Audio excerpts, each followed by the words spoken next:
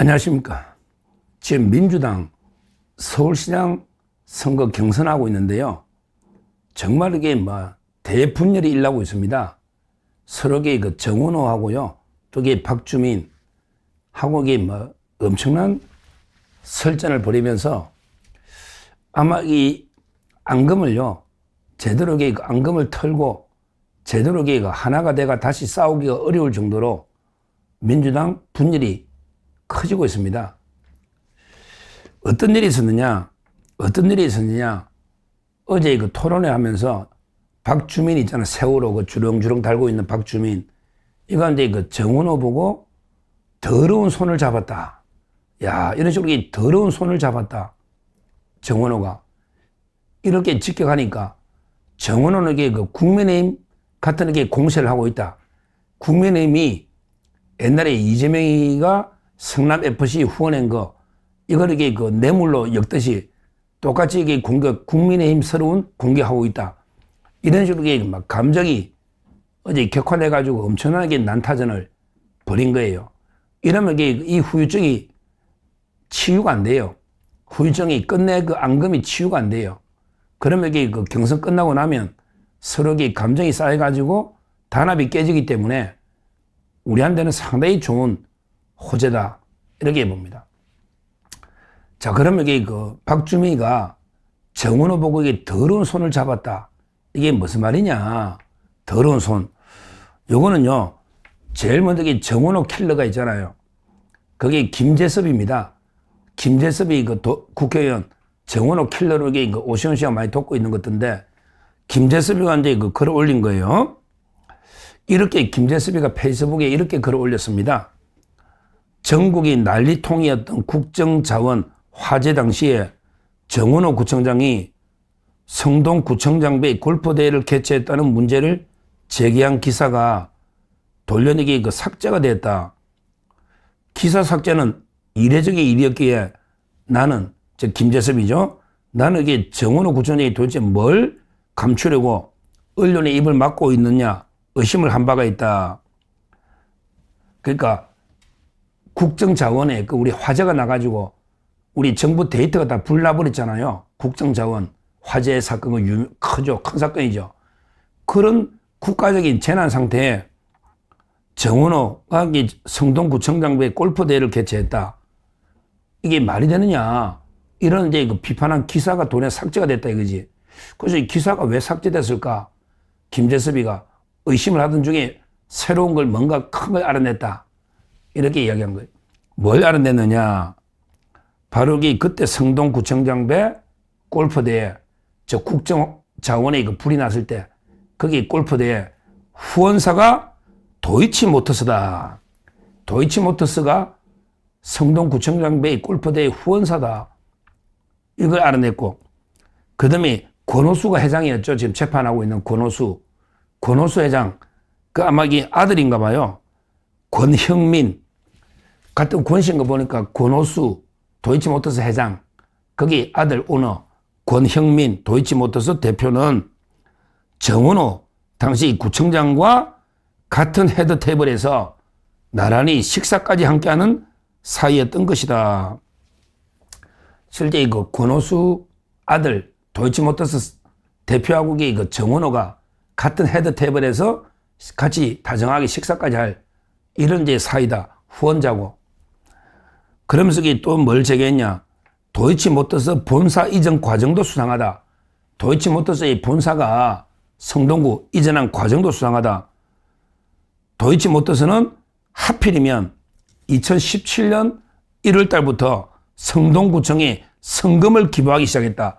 그러니까 성동구청에 그 성금을 도이치모터스가 돈을 낸 거예요. 2017년부터.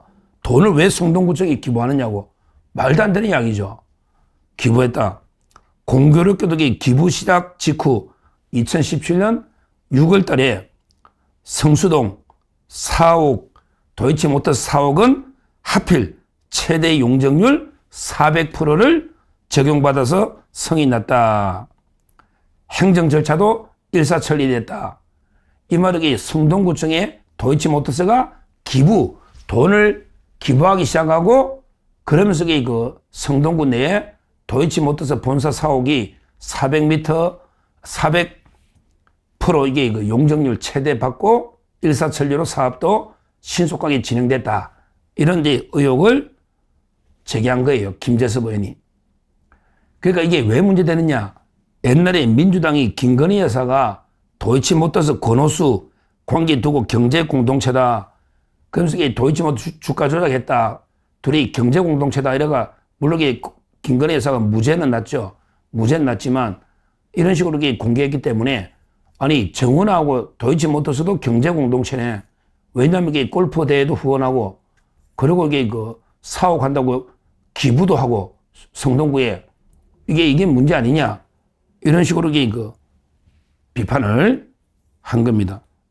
왜 그러냐면 이게 그 옛날에 대선 때 2022년에 도이치모터스가 실제 김건희 여사한테 후원 협찬 이 가족이 경제 공동체다. 얼마나 이게 그 비난했고 실제 권오수 회장하고 취임식에 왔거든. 그 아들하고. 이 가족이 취임식에 온 거 가지고도 이게 얼마나 경제 공동체다 공세를 했느냐. 그러면 이게 결국 오히려 이게 정은호하고 도이치모터스가 경제 공동체가 아니냐. 이런 식으로 이게 그 비판한 거예요. 이걸 박주미가 받아서 어떻게 정은호한테 후원받고, 정은호가 어떻게 도이치모터스한테 후원을 받고, 또 이게 그 골프도 후원받고, 또 이게 돈도 후원받고, 그 다음에 같은 테이블에, 헤드 테이블에 식사도 하고, 이런 식으로 이게 그 또 특혜를 준 거 아니냐. 그러니까 이제 그 더러운 손을 잡은 거 아니냐. 박주미가. 이런 식으로 이게 그대로 직격탄을 날린 겁니다. 실제. 직격탄을 더러운 손 잡았다. 그러니까 이제 그 정원호도 완전히 발칵한 거죠. 아니, 국민의힘이 옛날에 그 성남FC 후원받은 거 가지고 그렇게 뇌물 엮더니 당신도 똑같은 거 아니냐. 후원받은 게 뭐가 문제냐. 그러게 성동구 체육회상계에 내가 무슨 관계 있냐. 나 참석만 했다. 이런 식으로 정원호도 강하게 반발하면서 국민의힘 서러운 행동을 한다. 이렇게 맞받아 친 겁니다.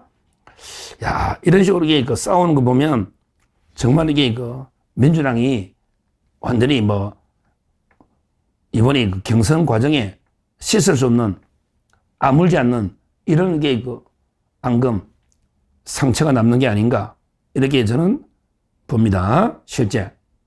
그럼 이게 우리한테 좋죠. 전현희도 그래요. 전현희도 이게 그 맹공을 퍼붓고 지금 정원호가 공적 1호가 돼 있거든요. 그 반면에 이제 우리는 괜찮아요. 우리는 어제 면접해가지고요. 3인 바로기 경선합니다. 오세훈, 그 다음에 그 박수민, 강남을에, 그 다음에 윤희숙, 다 괜찮아요. 윤희숙도 한때 우리 보수의 여전사로 뭐 경제 전문가 괜찮았고, 박수민은 현 의원인데 강남에 아주 그 새로운 인물 참신하게 괜찮아요. 오세훈도 뭐 좀 이게 자꾸 뭐 쓸데없는 무리한 용어를 좀 하지 말고, 자꾸 혁신선대위를 빨리 조기에 꾸리라는데, 다 이게 공천 끝나면 꾸리니까, 그러게 당연히 혁신선대위 꾸릴 거니까, 너무 이쪽에 신경 쓰지 말고, 오세훈 씨한테 그냥 본선에만 제대로 그 신경 쓰면 됩니다. 서울시에만. 그거 괜찮아요. 오세훈, 박수민, 윤희숙. 아주 경선이 모양 괜찮아요.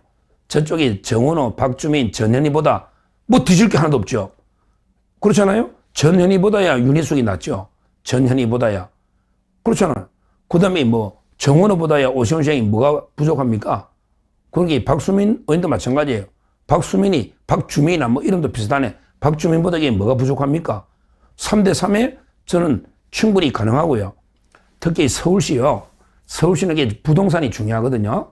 근데 이번에 서울시 공시가가 엄청나게 올라가지고 종부세 대상자가 거의 한 45만 가구가 더 늘었습니다. 그러니까 보유세가 엄청나게 오를 거예요. 종부세 때문에. 종부세 부과 대상이 엄청나게 늘었거든요. 이건 제가 따로 한번 상세하게 통계를 보는데, 하여튼 부동산이라는 거는요, 올라도 문제, 막 떨어지도 문제예요. 집 가진 사람도 많고 없는 사람도 많으니까. 그럼 이게 어떻게 해야 되냐. 부동산은 거래가 활발하면서 이게 완만하게 급등하면 안 되고 완만하게 상승하는, 이게 가장 이상적인 거예요. 그러니까 거래가 활발하게 되면서 부동산이 완만하게 장기적으로 조금씩 상승해 주는 거, 이게 가장 이상적인데 막 올랐다가 또 이게 막 떨어진다고 막 떨어지다가 이렇게 롤러코스터 타면요. 제일 이게 안 좋습니다. 따라서 이게 그 부동산이 결국에 그 서울에서는요. 최대 이슈가 됩니다. 그러면 이게 우리가 아주 그 유리한 구도가 되는 거예요. 실제 한번 지켜보시죠. 이 정원호가 거품이 많이 껴 있거든요. 실제 이거 외에도 여수에 땅이 엄청나게 많은데 그게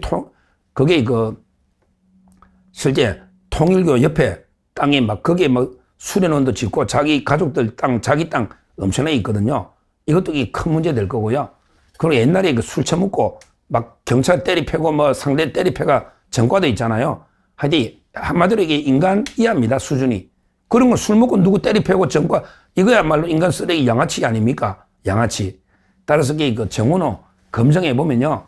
엄청난 게 많이 나올 겁니다. 우리가 서울 이기면요. 서울 이기면 이게 아주 지방선거에 우리가 유리한 이런 그 상황입니다. 우리 국민의힘 3명의 후보 선전해서 누가 되든 반드시 그 좌파 민주당 후보를 꺾어야 됩니다. 그래서 그 수도 서울을 사수해야 된다. 그러면 이게 지방선거는 우리가 충분히 승리할 수 있다. 이렇게 말씀드립니다. 감사합니다. 안녕하십니까. 이란하고 이스라엘이 서로에게 핵시설을 타격해가지고 상당히 중동발 핵 위기가 고조되고 있습니다. 이거는 이제 심각한 문제입니다. 서로에게 핵시설을 타격한 거죠. 핵에는 핵, 이런 식으로 보복 타격으로 지금 중동발 핵 위기가 상당히 고조되고 있다. 이런 데 우려스러운 뉴스입니다. 먼저 이제 보면 실제 이스라엘이요. 이란의 나탄즈 핵단지에 공격을 했습니다. 실제 이스라엘이 먼저 이게 이란의 핵시설, 특히 나탄즈에 있는 핵시설, 핵단지에 이스라엘이 먼저 공격을 했는데요. 그런데 여기에 대해서 이란이 불과 몇 시간 만에 보복 공격을 해가지고 이게 이스라엘의 독이 핵시설로 그대로 미사일 공격을 한 겁니다. 이스라엘이 어느 도시냐? 이스라엘의 이 남부 쪽에 디모나에 있는 핵시설이 있는데요. 디모나에. 그쪽으로 미사일이 계속 날아든 겁니다. 실제. 와, 근데 어떻게 된 건지, 원래는 이게 미사일을 요격을 해야 되는데, 원래는 이게 이스라엘의 방공망이 뭐가 좀 이게 작동이 제대로 안 된 그 경위를 지금 조사한다는데, 하여튼 이란의 미사일이 요격을 안 당하고요. 그대로 이게 내리꽂혀가지고, 실제, 거기에 많은 이게 민간인들이 부상도 있고 이랬습니다. 실제 두 도시, 이란하고 이스라엘 두 도시의 부상자가 최소 180명이 넘고, 또 실종자가 있는 거 보니까 아마 사망자도 다수 있는 게 아닌가, 이렇게 봅니다. 실제 디모나라는 게 이스라엘 남부 도시인데, 여기 이스라엘의 핵무기 개발과 플루토늄 생산이 이루어지는 핵심 지역이고요. 근데 여기에 아파트 단지 한가운데 거대한 이게 구덩이가 파이고 건물이 수십 채가 파손될 정도로 미사일 공격이 이란에 있은 거예요. 그리고 이 도시뿐만 아니라 인근 아라드시, 인근 이스라엘의 아라드시도 미사일 공격을 받았다. 이런 데 이야기입니다. 야, 이런 식으로 서로가 핵시설을 타겟으로 공격하니까 실제 이에는 이, 눈에는 눈, 뭐 이게 함무라비 법전인데 원래 중동에서 메소포타미아에서 나온 거거든요. 함무라비 법전. 이에는 이, 눈에는 눈. 근데 이걸 보면서요, 실제 좀 이게 제가 걱정이 되는 게 일단 이게 이스라엘이 첫째 문제가요. 이스라엘이 이걸 왜 요격을 못했느냐. 물론 이제 그 극초음속 미사일을 썼다, 이란이. 극초음속 미사일. 그러니까 요격이 쉽지 않았다. 뭐 이런 분석도 있지만 왜 요격이 안 됐느냐. 실제. 이런데 이걸 아마 이런 게 처음이랍니다. 이스라엘의 핵시설 주변에는 실제 그 방공망이 더 다른 지역보다 더 이게 그 작동할 텐데 이걸 뚫고 이게 미사일이 떨어진 건 처음이다. 이런 이야기예요. 이거는 이게 한번 규명을 해봐야 돼. 이 문제하고요. 이스라엘이 어떻게 요격을 못했느냐. 그 다음에 두 번째는 아직도 이게 이란에 이 정도 반격하려고 미사일을 쏘는 이게 아직 남아있다. 이것도 큰 문제죠. 지금 현재 그 미사일을 쏠 수 있는 이런 데 발사대 거의 한 60% 이상 파괴했다고 하니까 그래도 이게 아직도 이게 조금 한 30, 40% 남아있는 거 아니에요. 특히 지하시설이나 워낙 산악지대가 많으니까 그렇게 미사일도 총 개수가 거의 많이 고갈됐더라도 조금 이게 아직 남아있는 게 아닌가. 물론 이제 그 금방 고갈되겠죠. 왜냐하면 전체적으로 이게 더 만들 능력이 없고 외국에 수입할 수도 없으니까 이란이 언젠가는 이게 고갈될 텐데 아직도 이게 조금 미사일이 남아있고 또 이게 그 발사대가 아직도 남아있다. 이게 상당히 우려되는 이런 이제 부분입니다. 그리고 이게 가장 큰 문제는 이게 서로가 이게 정확하게 핵시설을 아마 파괴를 못하고 그 근처에 떨어지니까 그러니까 이제 일반 민간인만 피해를 받는데 실제 이스라엘이요. 만약에 진짜 이게 그 핵시설, 이스라엘은 핵무기를 보유하고 있잖아요. 이스라엘은. 이란은 아직 핵무기는 보유 안 하거든요. 그러니까 이란 쪽에 핵시설을 때리는 거는 그거는 이게 크게 뭐 방사능이나 이게 덜한데 결국은 이제 그 이란은요. 이란은 이제 그 핵무기를 보유하거나 개발한 게 아니기 때문에 그 핵시설이 아직도 사전에 그 준비 이런 단계이기 때문에 방사능 유출이나 오염이 덜할 수가 있는데 이게 만약에 이스라엘의 핵시설이 정면으로 맞았다면 엄청난 이게 그 피해가 발생할 수 있는 방사능 유출이나 거의 뭐 핵무기 폭발에 준하는 엄청난 이게 일이 벌어질 수 있는 심각한 상황이다 이 말입니다. 결국에 이 문제를 어떻게 풀어야 되느냐. 이 문제를 이란이 이런 식으로 반격을 하고 있는데요. 이 문제를 어떻게 풀어야 되느냐. 결국 저는 뭐 일관된 입장이죠. 이런 데서 이거 끝낼 수는 없는 거죠. 오히려 이게 더 강한 압박. 오히려 이란의 발전소까지 포함해서 모든 그 핵시설이나 모든 기반 시설을 완전히 초토화시켜 버리게 됩니다. 이란이 완전히 나라가 괴멸되도록 초토화시키는 이런 게 더 강한 압박과 공격. 이래야만 그 핵에는 핵, 이런 걸 막을 수 있는 저는 유일한 해법이라고 봅니다. 그런데 서 이란의 핵시설을 둘 수는 없잖아요. 공격을 늦출 수도 없잖아요. 더 강한 압박과 공격. 그런 게 완전히 이란의 핵시설 포함해서 발전소나 이걸 초토화 시켜버려야 다시는 이란이 이런 짓을 못하게 해야 된다. 이렇게 봅니다. 왜 그러냐면 자유민주 국가에서는 이제 먼저 공격적으로 핵을 쓰거나 이러진 않아요. 그런데 이란처럼 독재 신정 국가, 이거는 정상 국가가 아닙니다. 완전히 이슬람 신정 독재 국가는요, 어떤 짓을 할지 모르는 인류 전체의 대위협, 악의 축이다, 악의 세력이다. 이렇게 저는 봅니다. 따라서 지금 좌파들의 논리에 따라 미국이 침략 전쟁한다 이런 게 아니에요. 지금 미국, 이스라엘이 아니면 이란의 핵시설을 어떻게 제거합니까? 이번 기회에 확실하게 이란을 확실하게 초토화시켜가지고 핵무기나 탄도미사일, 엄두도 못 내게 완전히 불가능하게 폭파시키게 되고요. 그런 게 정권 교체도요. 확실하게 이런 독재자들이 다시는 자국민을 학살하거나 이걸 못하도록 우리가 확실하게 완전하게 회복할 수 없을 정도로 파괴를 철저하게 타깃이 벌이 된다. 이렇게 봅니다. 이게 얼마나 위험한 겁니까? 핵시설을 그대로 이게 그 초음속 미사일이나 이게 그대로 발사했다. 그러면 이게 그 대재앙이 날 수 있는 핵무기 폭탄을 그 폭발시간이 똑같은 거예요. 오죽하면 이게 그 미국의 트럼프 대통령이 지금 전략 핵까지 만지작 이번에 그 호르무즈 안 풀면 48시간 내에 엄청난 이게 그 초토화 발전소까지 이거 하고 나서요. 지금 이게 그 여러 가지 미국의 지금 정보들이 나오고 있습니다. 오히려 이게 트럼프 대통령이 핵 전력 최고 경계 태세를 발령한 거 아닌가.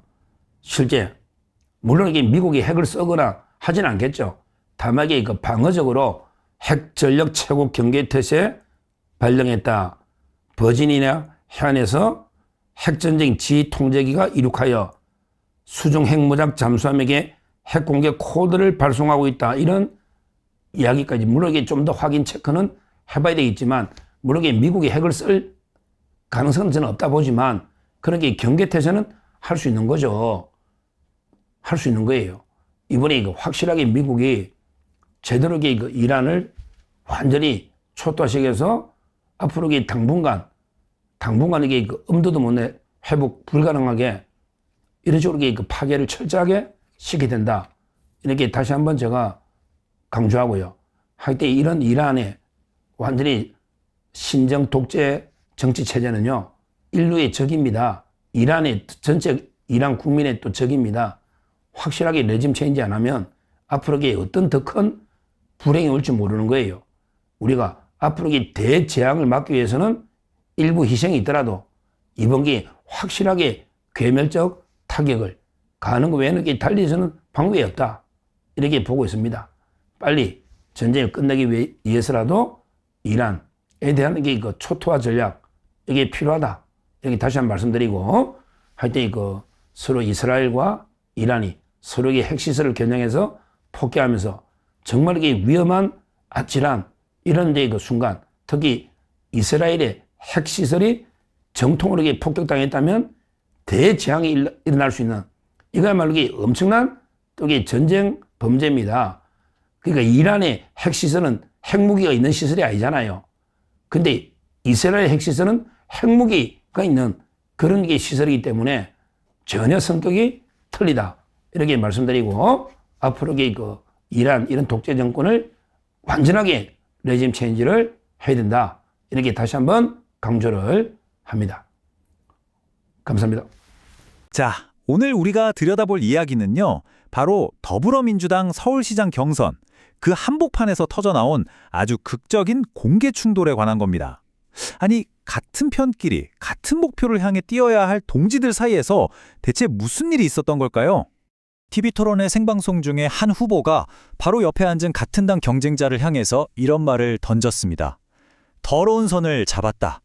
와, 이건 뭐 외부의 적도 아니고 동지를 향한 공격이었으니까 그 파장이 어마어마했죠. 그야말로 피 튀기는 집안 싸움의 시작을 알린 겁니다. 이 폭풍의 한가운데 바로 박주민 후보와 정원호 후보가 있습니다. 같은 당 소속으로 서울시장이라는 하나의 꿈을 향해 달리던 두 사람이었는데 어쩌다가 이렇게 서로에게 날을 세우게 된 걸까요?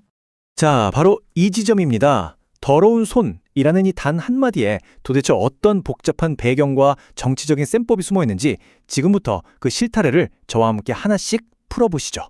그럼 본격적으로 이 의혹의 속을 한번 들여다볼까요? 이 더러운 손이라는 비난이 진짜 뭘 의미하는 건지 제대로 이해하려면요, 이 주장이 어디서부터 나왔고 또 구체적으로 어떤 사건들을 가리키는지부터 알아야 합니다. 이 더러운 손이라는 표현, 이게 정치판에서는 그냥 쓰는 말이 아니거든요. 뭐 그냥 좀 부적절한 만남을 가졌다, 이 정도 수준을 넘어서는 거예요. 뭔가 대가가 오고 갔다는 아주 강력한 부패의 냄새를 풍기는 그런 단어인 거죠. 근데 여기서 진짜 흥미로운 게 뭔지 아세요? 이 의혹의 불씨를 처음 지핀 게 민주당 내부가 아니었다는 점이에요. 소스 평론가에 따르면 상대 정당인 국민의힘 김재섭 의원이 먼저 구체적인 내용을 빵 터뜨렸고, 이걸 박주민 후보가 당내 경선에서 다시 무기로 꺼내든 그런 구도라는 겁니다. 자, 그럼 지금부터 비판하는 쪽에서 제기하는 이 정원호 후보와 도이치모터스 사이의 그 연결고리, 한번 시간 순서대로 따라가 보겠습니다. 자, 이 흐름을 보세요. 그림이 좀 그려지시나요? 온 나라가 데이터 센터 화재로 마비됐던 그 시기에 골프 대회가 열렸고 거기에 후원사로 도이치모터스가 등장합니다. 그리고 그 뒤로 기부가 이어지고 결국엔 아주 이례적인 조건으로 건축 허가까지 떨어졌다. 비판하는 쪽에서는 이 모든 사건들이 과연 우연의 일치일 수 있겠냐 이렇게 주장하는 겁니다. 그리고 바로 이 숫자 400%. 이게 바로 비판 측이 스모킹 건, 그러니까 결정적인 증거라고 지목하는 부분입니다. 법이 허용하는 최대치의 용적률을 받았다는 건 이게 단순한 행정 절차를 넘어서는 어떤 특별한 무언가가 있었던 거 아니냐 이렇게 보고 있는 거죠. 자, 그런데 여기서부터가 진짜 하이라이트입니다. 왜 수많은 기업 중에 하필 도이치모터스였을까요? 이 이름 하나가요, 이 사건을 단순한 비리 의혹에서 엄청난 정치적 부메랑으로 확 바꿔버립니다. 네, 바로 이겁니다. 민주당한테 도이치모터스라는 이름은요, 과거에 자신들이 상대를 공격하기 위해서 아주 날카롭게 휘둘렀던 칼이었거든요. 그런데 이제 그 칼날이 빙 돌아서 거꾸로 자기 자신들을 향하고 있는 그런 상황인 거죠. 이 표를 보시면 그 아이러니가 정말 한눈에 보이죠. 과거에는 김건희 여사를 향해서 도이치모터스와의 관계를 경제 공동체다! 이러면서 맹공을 퍼부었거든요. 그런데 지금은 같은 당 동지를 향해서 똑같은 프레임, 똑같은 논리를 그대로 쓰고 있는 겁니다. 그야말로 내로남불이라는 비판을 피하기가 너무 어려운 상황이 된 거죠. 핵심은 바로 이겁니다. 소스 평론가의 분석처럼 한마디로 자기가 판 함정에 자기가 빠진 격이 된 거죠. 이건 그냥 후보들끼리의 네거티브 공방 수준을 넘어서요, 당의 정체성 그리고 신뢰도 전체를 흔드는 아주 심각한 딜레마가 되어버린 겁니다. 자, 그럼 이렇게 격렬한 집안 싸움이 과연 선거 전체 판에는 어떤 영향을 미치고 있을까요? 이제 좀 더 큰 그림을 한번 들여다보겠습니다. 이 그래프를 보시면 지금 상황이 딱 보입니다. 민주당의 결속력은 바닥을 치고 있고 그 반사이익은 고스란히 상대 정당에게 돌아가고 있다. 이런 분석이죠. 평론가는 경선이 끝나도 이 감정의 골은 쉽게 아물지 않을 거고 결국 본선 경쟁력을 깎아먹는 자해 행위가 될 수 있다고까지 경고하고 있습니다. 소스 평론가가 보기에는 지금 양당의 경선 분위기가 이렇게나 다른 겁니다. 한쪽은 내부 싸움으로 힘을 빼는 동안에 다른 한쪽은 차분하게 본선을 준비하면서 어부지리를 노리고 있다는 거죠.